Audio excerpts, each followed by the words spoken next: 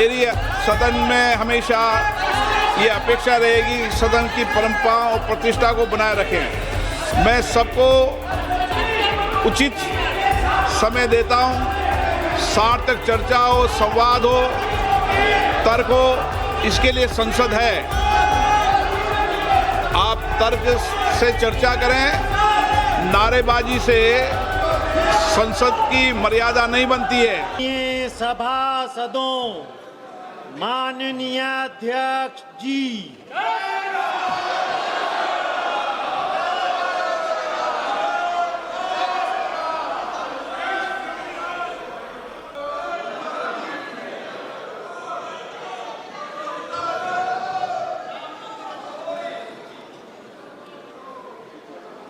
माननीय सदस्यगण, अत्यंत दुख के साथ मुझे सभा को अपने 6 पूर्व साथियों एवं कतर के पूर्व अमीर फादर अमीर महामहिम शेख हमद बिन खलीफा अल थानी के निधन के बारे में सूचित करना है।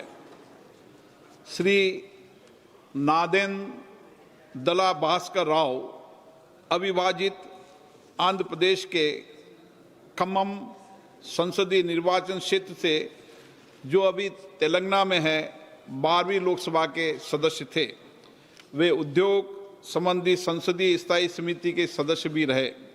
श्री राव आंध्र प्रदेश के मुख्यमंत्री भी रहे और उन्होंने आंध्र प्रदेश के सरकार में मंत्री के रूप में भी कार्य किया। श्री नादेंदला भास्कर राव का निधन 90 वर्ष की आयु में 22 अप्रैल 2026 को हैदराबाद तेलंगाना में हुआ। श्रीमती ओमवती देवी उत्तर प्रदेश के बिजनौर संसदीय क्षेत्र से 12वीं लोकसभा की सदस्य थी। वे श्रम कल्याण संबंधी संसदीय स्थायी समिति की सदस्य रही। इससे पूर्व वे 4 कार्यकालों के लिए उत्तर प्रदेश विधानसभा की सदस्य भी रही।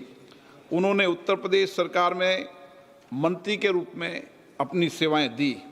श्रीमती ओमवती देवी का निधन 77 वर्ष की आयु में 8 मई 2026 को बिजनौर उत्तर प्रदेश में हुआ। श्री सुधांशु शील पश्चिम बंगाल के कोलकाता उत्तर पश्चिम संसदीय क्षेत्र से 14वीं लोकसभा के सदस्य थे। वह शहरी विकास संबंधी संसदीय स्थायी समिति के सदस्य थे। इससे पूर्व पश्चिम बंगाल विधानसभा के सदस्य भी रहे। श्री सुधांशु शील जी का निधन 81 वर्ष की आयु में 14 मई 2026 को कोलकाता पश्चिम बंगाल में हुआ। मेजर जनरल भुवन चंद खंडूरी उत्तराखंड के गढ़वाल संसदीय निर्वाचन क्षेत्र से 10वीं, 12वीं, 13वीं, 14वीं और 16वीं लोकसभा के सदस्य थे। वे रक्षा संबंधी संसदीय समिति तथा वित्त संबंधी संसदीय समिति के सभापति भी रहे। वह अन्य कई संसदीय समितियों में भी अपनी सेवाएं दी।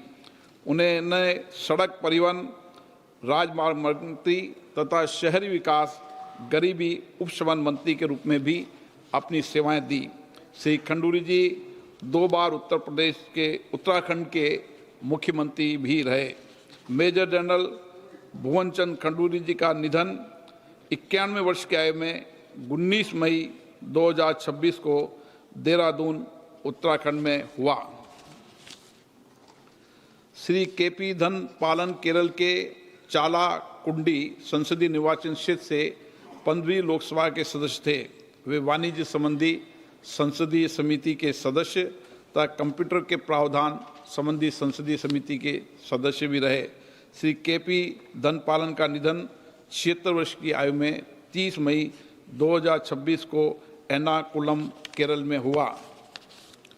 श्री प्यारेलाल संगवार उत्तर प्रदेश के घाटमपुर संसदीय निर्वाचन क्षेत्र से 13वीं लोकसभा के सदस्य थे। इससे पूर्व 2 कार्यकालों के लिए उत्तर प्रदेश विधानसभा के सदस्य भी रहे। श्री प्यारेलाल संगवार का निधन 71 वर्ष की आयु में 8 जुलाई 2026 को दिल्ली में हुआ। सभा अपने 6 पूर्व साथियों के निधन पर गहरा शोक व्यक्त करती है और शोक संतप्त परिवारों के प्रति संवेदना व्यक्त करती है। माननीय सदस्यगण, मुझे अत्यंत दुख के साथ सभा को कतर के फादर अमीर महामहिम शेख अहमद बिन खलीफा अल थानी के निधन के बारे में भी सूचित करना है।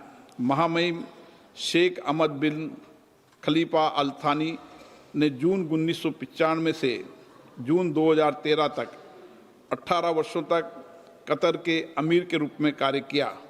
उन्होंने आधुनिक कतर की नींव रखी और उसे विकास और समृद्धि की महान ऊंचाइयों पर पहुंचाया।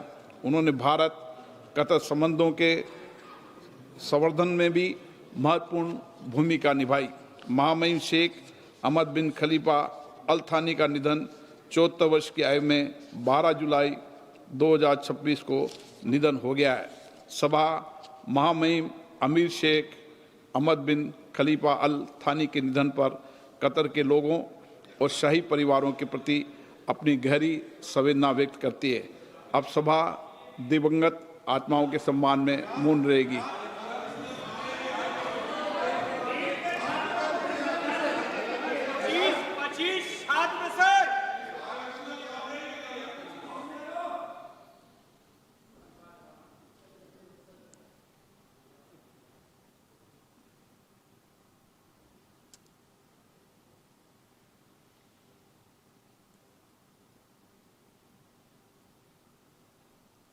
ओम शांति। प्रश्न। मान्य सदस्यगण, प्लीज आप निधन संबंधी उल्लेख के समय सदन की मर्यादाओं को बने रहिए। अपेक्षा तो करते हैं ना हम? नहीं, सदन के अंदर ये अपेक्षा है कि कुछ मर्यादाएं सदन की हमेशा रही है। उन मर्यादाओं परंपराओं को पालन करना सबकी जिम्मेदारी है। मैं यही आपसे अपेक्षा करता हूं। नो, मेरी सदन में हमेशा ये अपेक्षा रहेगी कि सदन की परंपरा और प्रतिष्ठा को बनाए रखें। मैं सबको उचित समय देता हूं। सार्थक चर्चा हो, संवाद हो, तर्क हो, इसके लिए संसद है। आप तर्क से चर्चा करें। नारेबाजी से संसद की मर्यादा नहीं बनती है। प्लीज।